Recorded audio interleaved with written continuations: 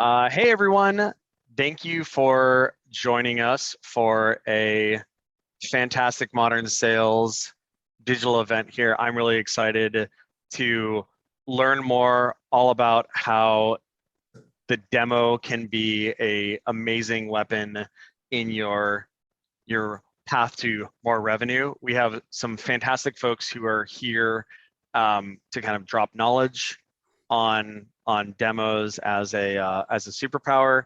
But first, as folks are kind of filtering in here, we're going to go ahead and let folks do that. A little bit of an icebreaker here ahead of introductions. So gents, one of the things we like to ask folks is, given the fact that we all haven't been able to travel as much as we'd like to the last 18 months or so, and I think, Michael, that's probably particularly annoying to you, given the fact that you work at Trip Actions. What's your what's your big trip plan coming up? What's your, the thing that you're excited about? Justin, maybe we can start with you. Yeah, absolutely. Hey, everyone. So in typical SE fashion, I'm going to think about this in long, medium, and short term. So long term, like 2 years away, I'm going to the Rugby World Cup in France. About a year away, I've got some weddings in Turkey and Greece that I'm looking forward to. And in the short term, got a trip down to Big Sur. So long, medium, and short for you right there. I like it. Michael?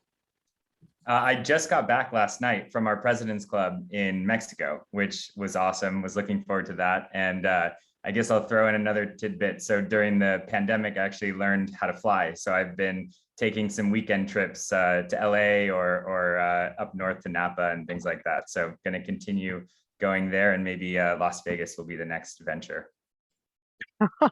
Wow. How long does it take to fly to Las Vegas? About 2 hours in the plane that I'm using. The plane that you're using, is it it's pedal powered? Jonathan, what's your big trip plan?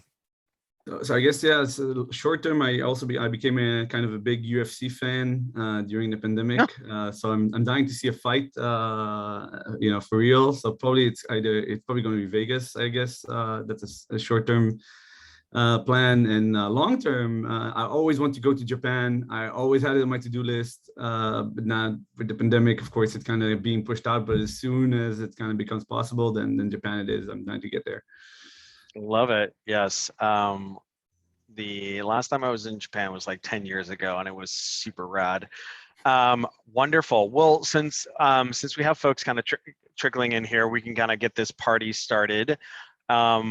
So for folks who aren't familiar, today's event is hosted by the team at Modern Sales. Modern Sales Pros is the world's largest revenue leadership community for folks in sales management, sales and revenue operations, sales development, and kind of related supporting disciplines. Our mission, the missions of MSP, is to create an environment for our 20,000 members to answer questions they'd struggle to answer on their own, help them see around corners that they may not know about, and just kind of like improve themselves and the state of the art with amazing group of peers. And so we do that through a variety of mechanisms. We do it through great live sessions like this one that you're about to experience today. We have an online forum that is just an amazing treasure trove of like question and answer. And in the future, perhaps we'll get back to in-person events. So for those who aren't members yet, you'll be invited to join afterwards, and I'm sure you'll really be excited about that. But enough about us. Today's session wouldn't be possible without the sponsorship from partners of our community, in this case, Demostack. And so now I'm going to go ahead and hand it off to Jonathan here, who's going to say a few words about Demostack and kind of where the organization came from. Jonathan. Thanks, Pete. Yeah, so with Demostack, we help companies create great demos that win them deals. And the way I kind of got into this is just that I was at an organization, in this case, actually worked at Trip Action before, and I found out that the demo environment was kind of considered, I just found myself building two products. I was building my product, I was building a demo environment, and everyone expected me to have the demo environment as a by the way thing that I can just do in my spare time, I guess. Right. But I thought that the demo environment took more and more time, more engineering, and I didn't want to invest the resources. On the other hand, we can also do it perfectly. And I just figured it can continue that way. And I wondered if I was alone, if just with my role, I was the only SaaS company that ever saw that the demo environment is an important piece to showcase what we're doing. It's an intimate moment in the sales process. And I was wondering if I'm alone, and I discovered I'm absolutely not. And I guess my my aha moment and the reason the reason I went to the Demostack is that I just understood showcasing is a whole different use case than your product. Your product might do expense management, might do travel, it might do HR, databases, whatever, and it does that. But showcasing your product, it's a whole different use case. Different people use it, not your customers, but your own go-to-market people. And I thought that demos could be better, and therefore we started building Demostack, and I'm very excited to be here. So thank you for that. Yeah, that's awesome. It's always fantastic when we're able to have the founder of a solution on to kind of share the founding story. Cool. So I think we have some really fantastic folks here today that we're going to be talking about, like why the demo is so important, how to make it awesome, and areas for leverage there. So I'm going to have folks introduce themselves here and kind of help you understand why these folks are great and why you should be listening to them. So Justin, why don't we start with you? Absolutely. So hello, demo and revenue enthusiasts. My name is Justin McManus, and I oversee the global solutions engineering team at mParticle, which falls under the customer data platform category. I'm somebody that's deeply passionate about the SE community. About 8 years ago, I started a local meetup in the Bay Area, and that's been something that's been incredible to see blossom and grow. And also on the side, I am the head of solutions at the SE Leadership Institute. And essentially what we do there is we help develop world-class SEs and individuals and leaders, really with placing an emphasis on looking at the whole individual through emotional intelligence. And we've had the pleasure of working with over 100 companies like Twilio, RingCentral, Ignite, just to name a couple. So deeply passionate about what we're doing here, and of course, the topic at hand. Awesome. Michael? Yeah, great to be here. I'm currently the general manager of TripActions Liquid, which is our new expense, corporate card, and payments platform at TripActions that we were building over the last couple of years. Before that, I was the first sales hire at TripActions when we were less than 10 employees. So spent a lot of time helping craft the demo and doing lots of demos. Eventually ended up leading the sales teams there. And recently before Liquid was the VP of enterprise sales. And before that grew up kind of in sales at product-led organizations here in the Bay Area. So lots of familiarity with doing demos and the power of them. Wonderful. Jonathan? So I've been an entrepreneur my entire career. I think I sold the first product when I was 15. Nobody wanted to give me a job, so I was selling Coke cans on the street and figure out I can make my own destiny and make money without having anyone employ me. And that was good and bad, because I guess it was hard for me to want to be employed ever again. I moved here before doing Demostack. I was actually TripActions, also working at Liquid and started that business unit out. So that was actually my first job. Was still kind of a startup within a startup role. And before that, I'm from Israel originally, and I moved here to the States with my previous company before TripActions, called Reactful, which was in the conversion optimization space. So pretty much entrepreneurship all around. Love it. And for folks who don't know me, I'm Pete Kazanji. I'm the founder of Modern Sales. I also am the founder and chief revenue officer for Atrium. We make data-driven sales management software. Before that, I sold my last software company, Talentbin, to Monster Worldwide in 2014. You know, I went from running a 20-person sales organization at Talentbin to being responsible for new product sales for a 1,000-person sales organization at Monster. Subsequent to that, wrote a book on sales on startup sales called Founding Sales. And I love being a dancing bear. That's what I call doing a demo. Being super engaging but at the same time tying the solution to the pain points that organizations have delineated in discovery there. So Just a little bit of housekeeping before we kind of get into the main meat of things here. Go ahead and use the Q&A panel in Zoom. And what you can do is, like, as you have questions that pop up, because you've got some really sharp folks here, just go ahead and drop things in there, and we'll kind of try to layer them in as they show up. Or alternatively, what we'll do is we'll kind of hold them to the end. So if you do have questions, go ahead and drop them in there. So without any kind of further ado, I think what we're going to do here is drop out of the slides here, so we can kind of see the panelists here. But mainly what we're going to be talking about is the art and the science of the demo, how to use demos effectively across the entire sales cycle, and then tactical ways to improve your demo process there. So, first and foremost, why don't we just talk about the art and the science behind the demo? And I think, Jonathan, you had some kind of thoughts that you wanted to share there. Yeah. So I think it's a very nice way of putting it, and I think the art piece of doing demos is tailoring the story, telling the story of your product in a good way. Mm-hmm. And the science of it is actually the scaling of it and making sure that people tell the story right and on scale and to everyone that's needed. As I kind of alerted before, demo environments are kind of considered by the way thing. And it's kind of crazy, because if you ask a company like, hey, do you want to build a CRM? By the way, and kind of have it instead, people look at you crazy, right? Like what the hell? But building a demo environment on the side, and everyone knows you can't show production, and you can't show, you can't just like have a random, Pied Piper or Acme, which is what a lot of people are doing. You're kind of using that, but you're kind of limiting yourself. So on the one hand, you have this demo activity, which is so critical. It's an intimate moment.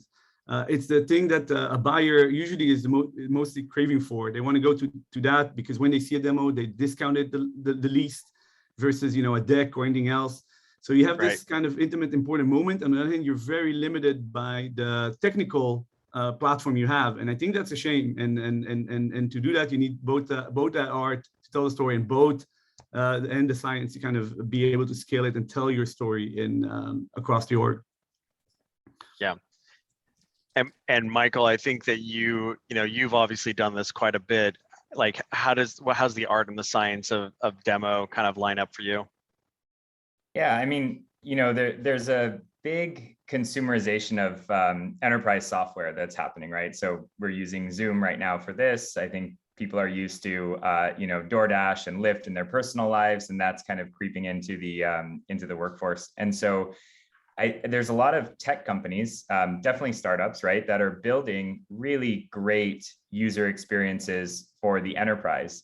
And in the past, people have been burned by, crappy incumbents that are super heavy to implement, and they end up staying with them unless you can present them with something 10 times better. And, a lot of us are coming from startups or building startups. And I think as a startup, you need to be a lot better. And you don't have the word of mouth to kind of say, yeah, just trust these guys. You can use this system. I've used them to IPO 5 times. And so they're the kind of standard. That doesn't really happen with a startup. And so I think, if you're selling a product and you're at a product-led organization selling an enterprise product, you have to show it. You have to show people when they go buy cars, they do a test drive. When you sell an enterprise product, you need to show the product, and it's a really, really important part of the sales cycle. So I completely agree with Jonathan that the demo is, if not the most critical piece of the entire sales cycle, it's definitely up there with the discovery and the uncovering of the pain, and then you use the demo to actually show how you'll solve that pain. Yeah, and I don't know what Liquid's sales motion looks like, but obviously this notion of PLG, product-led growth, is something that people jump up and down about, but like not every solution lends itself to that, right? Like not everything can be like a self-serve, like use Zoom as an example, right? Like not everything can be like, oh, here's this thing, I'm just gonna start using it because like there's not necessarily an incumbent there. I can just like permissionlessly adopt it. And then moreover, even if you can do that, right? Like if the solution lends itself to that, it's like non-trivial engineering expense. Yeah. Right. To get to productize that kind of on-ramp, if you will. And like that's no joke. right? Yeah. What and so you can either do that, right? Like you can invest that engineering expense at the deficit of other features, right? Or you can, potentially do a better job of like illuminating and showcasing without that. How does Liquid go about that right now? Yeah, so I also think there's a third option, which is to allow trials or pilots. Sure. TripActions and Liquid does not allow pilots or trials, right? We're replacing an entire enterprise solution that every employee has the expense platform. Every finance team has it leveraged and integrated to all their ERP softwares. We integrate into the HRIS, the SSO. And so instead of allowing pilots, right, we need to showcase every single part of the demo because we're ripping and replacing an entire thing. And that's where demoing becomes so powerful and so needed, because there's so many nooks and crannies. We have so many different products at this point that replacing all of it we're not allowing or doing pilots. We're actually doing the full sale. So we'd rather take the time to actually demo everything, make sure that the company and customer is really excited and understands that every use case will be solved. And then we go with a full implementation and launch the customer. Right. So that you guys would be a great example of an organization that like is resistant to like a PLG motion because it hooks into so many different solutions. And I'm excited to hear more about that because there's different demos for different parts of the sales cycle. And it sounds like what I just heard from you is like, oh yes, we have lots of different demos across lots of parts of the sales cycle. So Justin, you've been around the block and done some of this stuff just a bit. And also it sounds like you're an educator in your solutions engineering educator in your own right. How do you think about like the yin and yang of the art and the science of the demo? Yeah, absolutely. So for me, it's all about the art of the possibility and how can you wow and delight your customers and create an absolute best-in-class first experience. People are often visual learners, and so they want to be able to digest and to process and to really envision themselves behind the steering wheel of the dashboard or the UI or the overall platform that you're positioning for them. And they want to understand the speed to value. Like, how easy is it going to be for me to incorporate this new solution into my day-to-day workflow? And the faster and the easier that you can make somebody feel like this is a good decision and it's a lower burden or a minimized risk of them introducing new technology into their day-to-day, the higher chances you are going to have of having a successful conversion. People also really have to pay attention. And doing that today in this remote world is also increasingly difficult. And so you also have to think about like the science beyond just the demo, but how do you actually organize and construct a meeting that keeps the audience engagement high and at the right time, and you're conveying your message through the start all the way through the finish. Yeah, how that is interesting because like especially mParticle, you guys have a fairly high ASP. It's probably used to being in a conference room, talking to a bunch of folks. It's, pretty easy to it's like make eye contact and make sure that people are involved there. What are some of the ways that your team has facilitated that engagement, right? Like, hey, right here, in a virtual environment when somebody might be like, yeah, I'm just gonna turn my camera off and I'll be paying attention. There's two things that just jumped out to me there that we do. So first, the SEs actually have iPads where they do virtual whiteboarding on the fly. And we found that's a pretty strong way for the audience to really stay engaged and follow along as a precursor to actually getting into the product demonstration. And the other way, given that we work with a lot of different personas that can have conflicting interest, we have business users that are non-technical, engineers that are highly technical. It's difficult to kind of create the right environment where you have the range that keeps everyone engaged. So oftentimes what we do is as we're going through the demo, as we are thinking about value vignettes or discussing a certain capability or a problem that it solves, we always make sure to really elaborate that, hey, non-technical business teams, you get value from this because of X, Y, Z. Yeah. And engineering, you need to pay attention because it enables this for you. So there's always making sure that we're closing the loop and addressing value for every stakeholder that's part of the conversation. Yes. Don't check out. Sometimes you can't, yeah, I guess the challenge there is like, we all hate party calls and we'd rather break them apart into individual ones until needed, but sometimes you just got to do the party call. And so having like a lollipop for everybody, in the party call can be really important. And remembering to be like, this one is for you, right? Like, hey, wake up again. Yeah, that is no joke. So We're gonna so when borrow we think that. about, yeah, this is for you. And also probably really important in like setting the agenda as well. Like, these are the things that we're going to cover.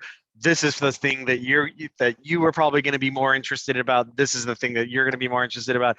The first part is going to be repetitive for you. Sorry, but I have to give them context, etc. Like a good agenda set there. And probably part of that agenda is like, and don't worry, there's going to be a demo around this use case, and this use case as tied to what we, elucidated in discovery. So let's talk about that.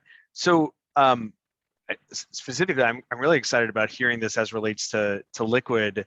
So oftentimes people think of like the demo as being like a thing, like a stage in the sales process, whereas it's like not actually, right? Like the sales process has a bunch of different parts depending on what your methodology is, and a demo is used in many different parts, and different types of demos are used in many different parts, right? Like user practitioner demo versus executive demo versus like CFO demo. Like, is this real? Like, I actually don't care about like the features or whatever. How do you think about using demos effectively across the sales cycle, Michael? Yeah, absolutely. So we do a fair amount of discovery and uncovering pain across the organization. And part of that discovery is actually to understand who we need to demo what to, because the point that you're making earlier, it's not about demoing the entire product suite to everybody, in the sales cycle. And when you think about not just Liquid, but TripActions as a whole, it's a online travel booking tool. It's a travel agency. It's a support agency. It's Liquid. It's a corporate card, and it's an expense platform. It's a travel payments product. It's CCAs. It's a very wide array of products. And so when you set up the demos, we're typically setting up calls with each different stakeholder that we map in the beginning of the sale to say, who do we need to kind of have buy-in from in order to then go take this to an executive meeting. So we might have one demo of an ERP integration to a controller. We might do a different demo to a travel manager. We might do a different demo to an AP person. We might do something else to road warriors that are used to the pain of travel and expense and submitting expense reports and saving receipts and all these things. And I think one of the great ways to be engaged as well is to actually, a lot of times our demos are comparative, right? Hey, let's have you run a report. Let's do a report with Liquid. Ours will take 10 seconds. Yours would take, 40 minutes, and you have to go contact an IT person and a data scientist. Same thing with doing an expense report or looking for a flight, right? What are the rates? What are the inventory that we're pulling in? And so we keep it really engaging there, and we break down the demo across all of our different products into bite-sized chunks where we get sign off and we solve pain for every single person that's going to touch our product. Then we go and have a big entire stakeholder meeting where, again, we might do a flash, we might show up some screenshots, we might take some quotes from the demo and really show that this entire product suite is going to be important to switch and solve all the pain that you told us you had at the beginning of the sales cycle. So we're using the demo to validate what we're saying, because salespeople can say whatever they want, but using the demo to actually show that you're really solving that pain and having proof is where we find a lot of success in our sales process. I love the notion of like a flashback.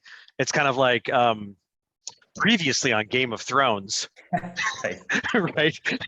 Like we've gone and done these like 8 demos, right? And dearly beloved, we are collected here today for everyone to just essentially be like, yeah, this is awesome, I want to buy. Yeah, this is awesome, I want to buy. Yeah, this is awesome, I want to buy, versus presenting that information there. But you know what? Let's just refresh everyone's memory. Right. right? Right. But like the number of permutations of like demos that you just described, essentially, because if you think about it, like on one side of the matrix, it's like personas, and then on the Yeah. other side, it's like it's use cases. So now like the combinatorial mixes of that gets like pretty gnarly. Jonathan, like how, have you seen good ways of making it such that those like different demo, it's not a demo instance, it's like a demo script or a demo ling or like a little demo, like have you found good ways of like making sure that those are well documented and declared or like packaged in ways for different, like for those different permutations or different parts of the sales funnel? Like what are good ways of approaching that? Yeah, I would argue your matrix is that complicated, and I would even add another dimension, which is time of engagement in the deal. When you're Oh my just God, starting, there's a Z axis. there's a Z axis, exactly. Oh, Which is like when do you engage? Because you can't like jump in the first call with someone and be like and show them 1 hour walkthrough of every feature, right? Probably that'd sure. be always probably a mistake, but in general, it can be the first 5 minutes and you're in an hour of a demo, right? So in any case, you probably, when you're attracting the lead, you want to send something. So we're actually thinking about it as almost like top of funnel, tofu, middle funnel, mofu, and bottom funnel, bofu, which it also has a factor of product depth and how much control you give the customer and how many degrees of freedom you want to give them. So there's that dimension as well, just to kind of add some complexity into it. Yeah. But I think once you have, I think a big limiting factor and why it's hard for people to even think about this is that there's a limiting factor in terms of the technicalities of just showing your product. Yeah. So if you decouple the ability to showcase your product, now you can start being creative. You can tell story, because products, by definition, they're locked. They're behind bar and key, because you can't have everyone access your product. It needs to be safe. Right. It needs to be SSO. It needs to have user control, all that stuff. But it makes it hard to tell the story. So if you could tell this, if you have the story and you can amend it now you can.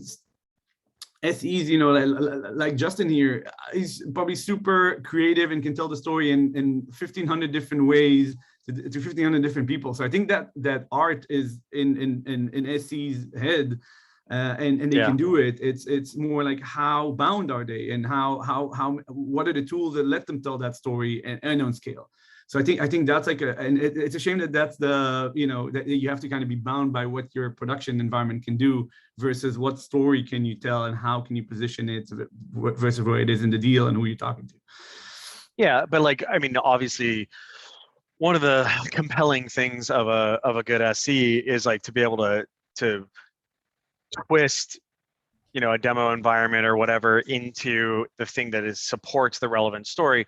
The question is, how long does that take? How much blood, sweat, and tears?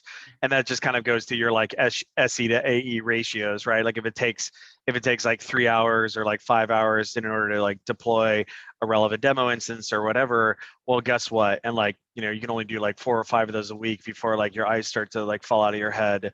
Well, that's going to like change your staffing models. And then moreover, I mean, Justin obviously does a lot of SE training and mentorship and what have you, but like SEs are not like born as, magical storytellers necessarily. Like that's something that you have to train into folks. And so when folks are ramping, like not everyone's going to be natural at that.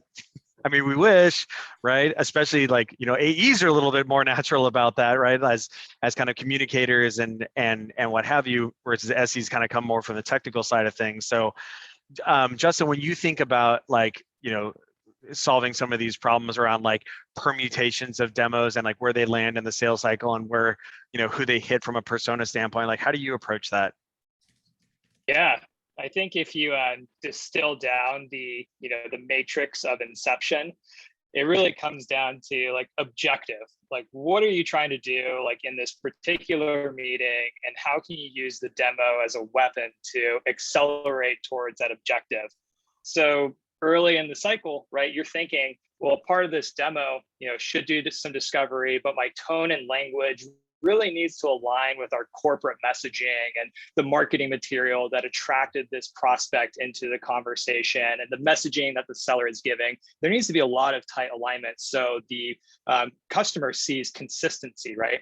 And just like the very first time that you meet somebody, you don't just talk at them for 30 minutes. You want to make sure it's conversational and you approach it in a way that's very like digestible and natural. And you're not getting too far in the weeds of like capabilities and all that.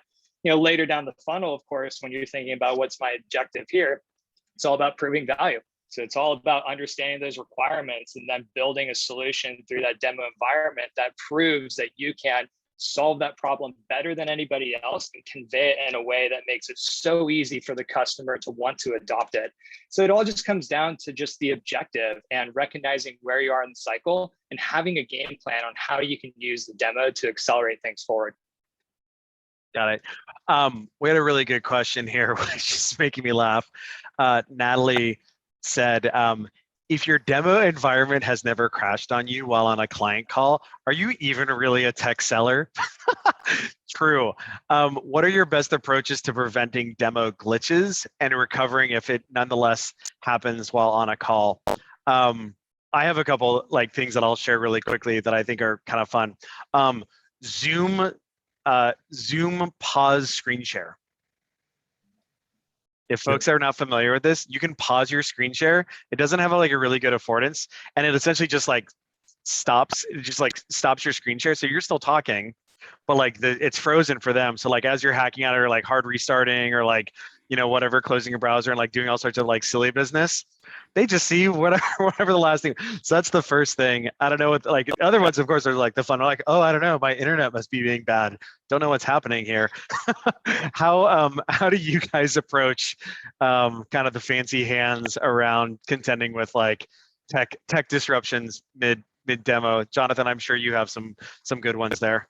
The internet is slow today, I think, is the biggest euphemism. You know, we always talk about printing a shirt that says that, and like, you know, but you know, I think you know, people, everyone has demo anxiety. Everyone whoever saw a demo gave a demo. So there's a lot of forgiveness on like it doesn't work, Sure. and that's, you know, that's okay. What I think is though, I mean, the biggest challenge with that is that when that happens. It's not about like people say, oh, your demo crashed, so it means your product crashed. I don't think people think that way, but what they do lose attention. They do lose train of thought. They do lose kind of a bit of confidence in your talk, to kind of be enamored by what you're saying. So I think that's the biggest trick. So it's not like people think like, oh, your product sucks. But yeah, and people get out of it, and you know, you kind of walk around, but you do lose points, and it's very hard to recover them, especially if another demo of your competitor went really, really well. And so, and the thing is, it crashes a lot because a lot of time, and that's our point, the demo environment is an afterthought. It's just like someone did it on this, you know, somewhere. It wasn't like nobody really invested in it or thought about it, and it's kind of, it's what we have, so it's what we're showcasing. So of course it's going to crash, and it's hard for the seller to control that. Nice. Justin, I'm sure you've got some like hardcore tricks of the trade here. Yeah, there's one or two. I mean, a mantra that, you know, we like to instill in the SEs is that, you know, you just have to know where all the exits are in the building, or know where all the bodies are buried, whichever, you know, phrase you want to use there. But it's your job to just understand the weak points of the demo environments and to be prepared in these situations. And so I love the Zoom kind of freeze your screen. That's a good one. Something else that we've done in the past here too is like, we also have a cold environment. So we make sure like we have kind of a QA environment as a backup that we can navigate to. If you absolutely need to, you know, have slides in a PowerPoint deck, that's like the absolute worst case. What we've also done, and Chrome has actually come out with some pretty neat features here around like tab groupings. So if you actually take like sections of your UI and preload them, and just group them together with Chrome tabs, that's also an easy way just to like kind of flash between screens or two without actually having to reload aspects of your UI. Yeah. Or alternatively, you could just like, you know, have a demo automation like solution that is mirroring the DOM and doesn't ever have to worry about the back end. Michael, you must have, I imagine you have some like good tips here. Yeah, I mean, I think I saw a comment from Robert. I think that's spot on. You have two choices. You either need to have your demo environment built off production, and therefore, if your demo environment goes down, production's down, everybody's freaking out, and it's a really big deal. Or to your point, leveraging something like Demostack, where it's actually offline, creating copies of your environment that you can actually interact with and leverage. Those, I think, are the two options. Having a separate demo environment will never get the priority that needs and people won't always be monitoring it. It'll be second. If you can tie it to actual production, then all your customers would be down and the sales team would be down. Both are going to get solved very quickly. I think that's the only other alternative. That's like all the eggs in one basket. Yeah, but I've always, like demoing myself, I've always had staging, production, demo, that's usually you'll figure all that stuff out. But as you scale to now, we have probably 500 go-to-market reps. That's not always going to be the case. So it needs to be prioritized. Yeah. So I think those are really good ones. So it's like, Justin's like, yo, you got to know where the exits are. And so have a cold, and like, I do this as a former product marketer. Like I just manufacture slides like crazy. So you have like different slides of different use cases or whatever. Even if it's just like a screenshot, it's good as a fallback there. And then, the pausing capability, the tab grouping capability, and then, nowadays what you can also have is just like, dedicated demo solution that is abstracted from production or abstracted from staging. So that it's never going to be broken. Cool. So like last question here, or like last topic I wanted to get into before we tackle some of these cool questions that have been coming in. What are just some like tactical, aside from when the ish hits the fan, which is what we just talked about, what are other more proactive ways of improving your demo process as opposed to just like, fancy hands things? Justin, what are some good tactical things for improving your demo process? Yeah, absolutely. So a few things jump out to mind here. First and foremost, more customer stories. Really just bringing to life how a customer would leverage your platform would be kind of the number one thing that pops to mind. And then also leveraging a demo prep template form. That is an excellent way for your SCs to really get in the mindset to understand where you are in the matrix inception of matrix in terms of how to use the demo for persona, where you are in the sales cycle. Do you have a set of like key questions that you're constantly asking yourself every time as you go into preparation? Everything from where you are in the sales cycle to who's the competitor, what landmines are you going to plant, which customer stories are you going to insert and when, which discovery questions, the whole thing. And if you use that form and you introduce it as consistency into your practice, you will see some pretty tremendous benefits from that. It's like pre-call planning for SEs, right? Like I'm a huge religious zealot about pre-call planning. One of the things, like my AEs just roll their eyes. One of the phrases we use on our sales team is like calendar is destiny. So you have like your customer meeting on the calendar, and then you better have 15 to 30 beforehand, because you know how much money it took to get this calendar or this meeting on the calendar. So you got to have that prep there, and you got to do it. And then we use Scratchpad as our kind of our note-taking solution, but we also have a bunch of templates there, and so we literally have like a Mad Libs kind of like pre-call planning thing that allows people to like set their intention of like, who's on this call, what am I going to do, what's my point here, what's my exit intention. Michael, what are your sort of tactical recommendations for improving your demo process?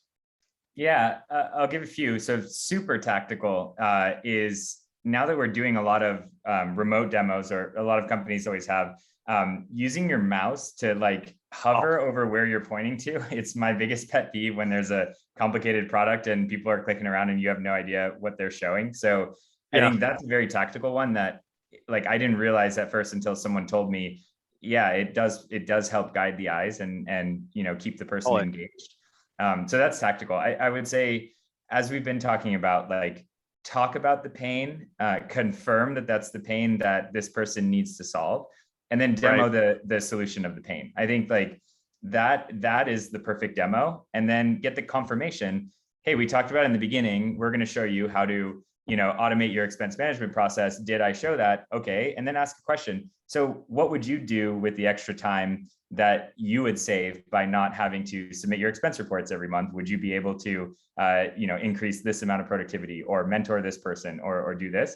And that's a perfect, it gets the person to think about, wow, the future could be a lot brighter if I were to leverage this product that you just showed me I would be able to do. So I think that's a really powerful one.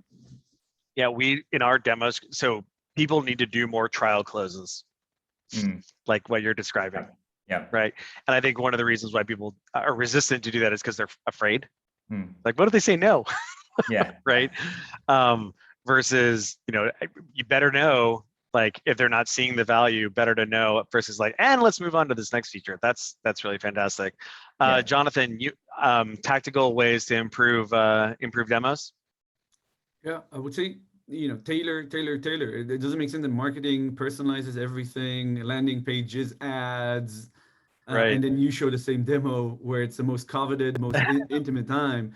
Most people are going to see your demo, more people than customers, right? Because you usually have more prospects than customers. If that's not the case, call me. I'll probably want to work for you. But for most companies, you have more prospects than actual customers. So most people are going to see this. It's an intimate moment. People discount the demo way less. They believe in the demo because and so if you can tailor it and pull their information, their colors, their names, their everything into the demo, and show something that's very tailored, where the cognitive load of imagining what it would be like using you goes way down until it's obvious. Yep. Then you're doing a good job. And I think, and then of course, it combines with the storytelling that Michael and Justin talked about. So if you can just tell the story and then also show the story inside, that makes it a no-brainer, and your demo will get that much better. And because it's such an important moment and coveted and very late in a sales discussion, I think the ROI is so great that it becomes a no-brainer. I love I love your point. Probably more people are seeing your demo than turn into customers, unless you have 150% win rate, which I don't even know what that would look like, but it'd be pretty rad. We want to come work for you. We want to invest in your company if you have 150% win rate. Don't even know if that's possible, but awesome. So we have a couple fun questions, some cool questions here. I think, yeah, some of the ones that, okay, that one we already handled that one. Okay, so here's a question. So someone kind of notes like, hey, our demo process has a tendency to kind of drag out the sales cycle. And we have a hypothesis that we're kind of like losing deals as a result of that. This must be a pretty technical product, I would imagine. What are ways of kind of like, solving that by kind of foreshortening things? And I guess, Justin, you might have a perspective on this, because like obviously CDP is not like, hey, let's just like play around with it, let's turn it on. What are good ways of kind of compressing the demo process or getting it going faster?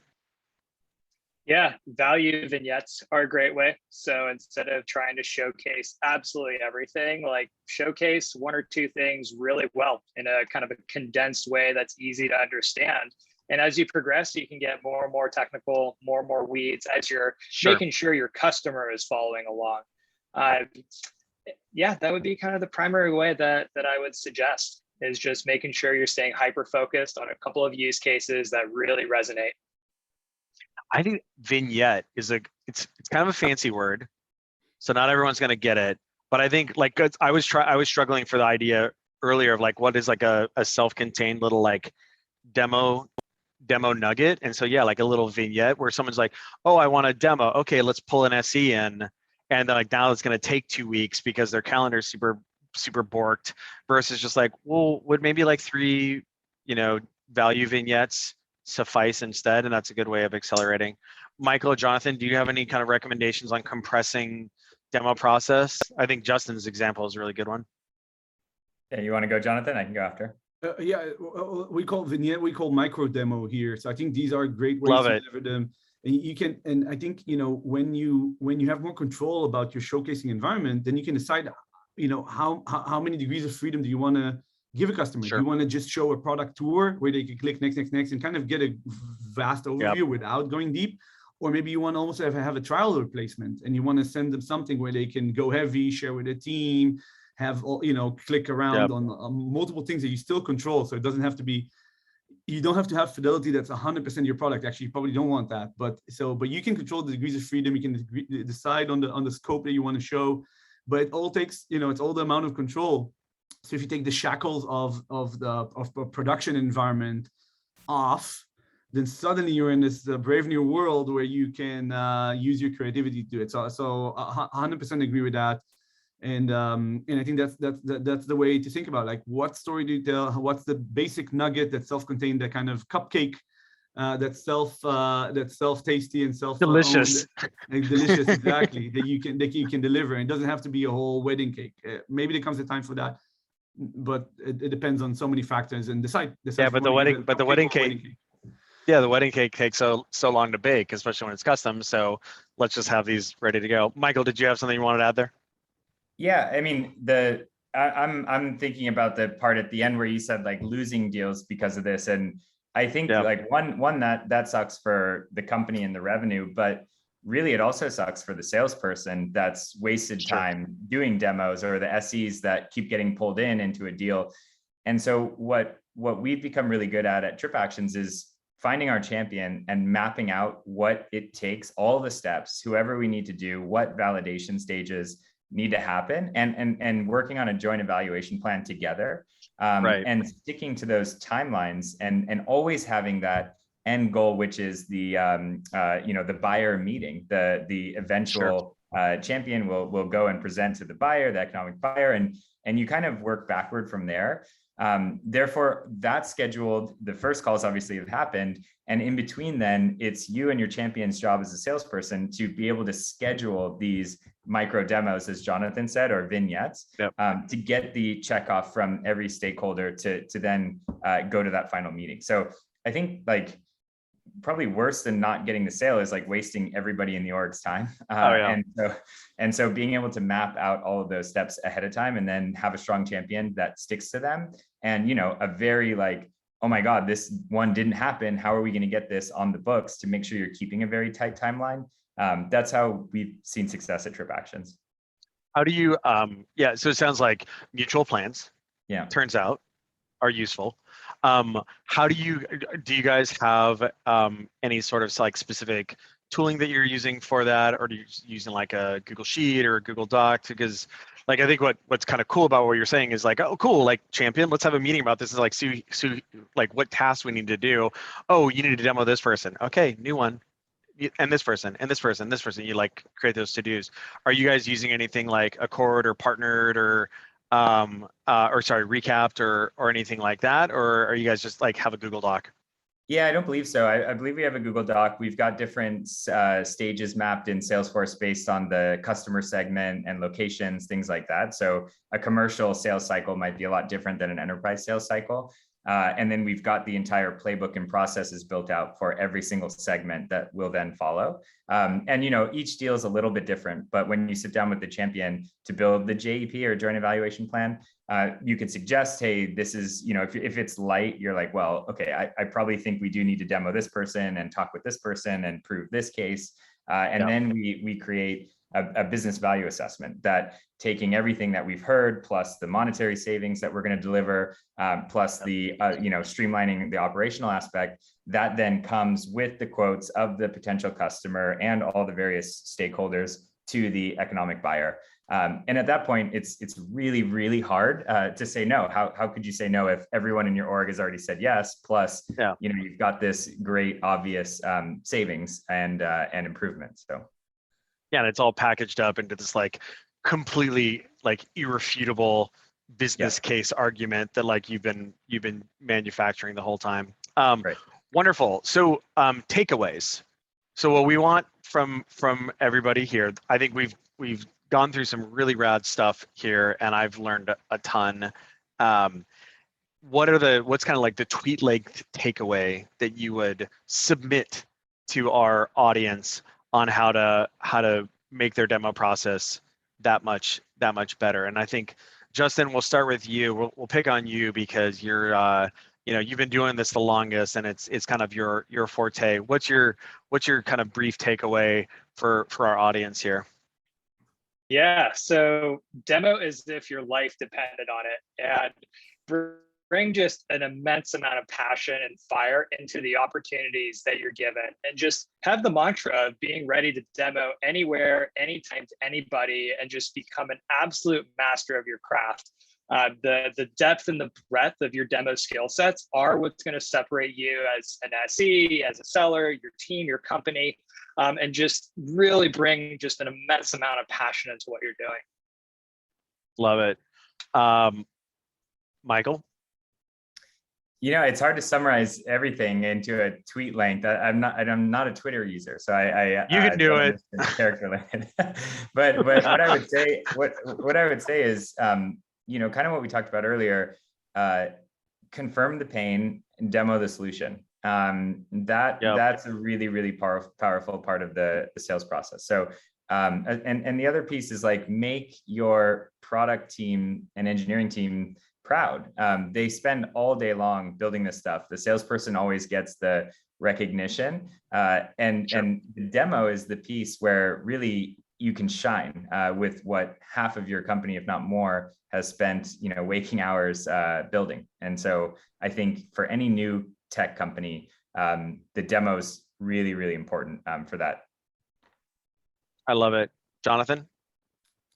I love both everything they said. I want to print shirts with both of those settings. But if I can add my 2 cents, I would say like, if don't treat your demo tooling can be an afterthought, because you're going to be in a demo prison when you actually demo. So I would say it is, everyone who ever did anything sales knows how hard it is to get a demo scheduled with a prospect buyer that has the budget and willingness and the pain and all that.